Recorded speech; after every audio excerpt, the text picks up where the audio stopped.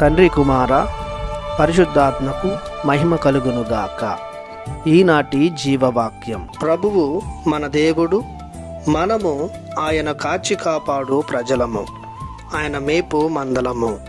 కీర్తన 95:7. ప్రియ దేవుని బిడ్డలారా, సర్వశక్తిగల సర్వేశ్వరుని కృపకు పాత్రులైన సహోదరి సహోదరులారా, మన ప్రభువు యేసుక్రీస్తు కృపయు, తండ్రి దేవుని ప్రేమయు, పవిత్రాత్మ సహవాసము మీకు లభించునుగాక.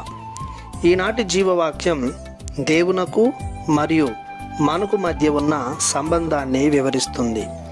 ప్రభువు దేవుడని, ఆయన స్వహస్తాలతో చేయబడిన మనకు ఆయనే ప్రభు అని, ఆయన ఊపిరిని, పోలికను, ఆకారాన్ని కలిగిన మనం, ఆయన ఆత్మను ధరించిన మనం ఆయనకు చెందిన వారమని వాక్యం తెలియజేస్తుంది. అంతేకాదు, ఆయన మనకు శాశ్వతుడైన తండ్రిగా, కాపరిగా మరియు మనము ఆయన ప్రజగా, మందగా ఉండుటకు ఒక ఒడంబడికను ఏర్పరచుకున్నాడని తెలుస్తుంది.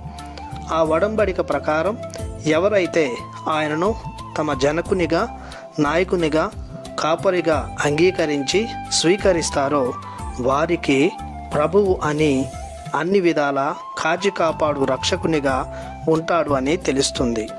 ఆయన నాయకత్వంలో చేరిన మనలను ఆయన సర్వదా తన సత్యమైన, జీవమైన మార్గంలో నడిపిస్తాడు. మనకు ఎలాంటి లోటుపాట్లు లేకుండా ఆయన మనలను చూసుకుంటాడు. ఆయన మందమైన మనలను పచ్చిక పట్టులలో విశ్రమింపచేస్తాడు. శుద్ధి అయిన జలముల చెంతకు తీసుకువెళ్తాడు. గాఢాంధకార లోయలలో పయనించినప్పుడు అండగా, తోడుగా, ధైర్యముగా ఉంటాడు.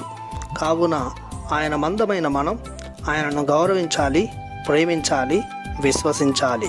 ఆయన నామమునకు ఘనకీర్తిని, మహిమను చేకూర్చాలి. ప్రార్థించుదము. మా మంచి కాపరి అయిన దేవా, మీ ఘనమైన ప్రేమకు మీకు వందనాలు, స్తోత్రాలు చెల్లిస్తున్నాము. మీరు మా ప్రభువుగా నుండి మీ మందమైన మమ్ములను సదా పోషిస్తున్నారు. ఎలాంటి కొదవ లేకుండా కాచి కాపాడుతున్నారు. తోడుగా, నీడగా, అండగా, ధైర్యముగా నిలుస్తున్నారు. మీ కృపను చవిచూసిన మేము సదా మీ ప్రజలముగా జీవించే యోగ్యతను మాకు దయచేయమని యేసు పరిశుద్ధ నామములో ప్రార్థిస్తున్నాము తండ్రి. ఆమెన్. దేవుడు మిమ్ము దీవించునుగాక. ఆమెన్.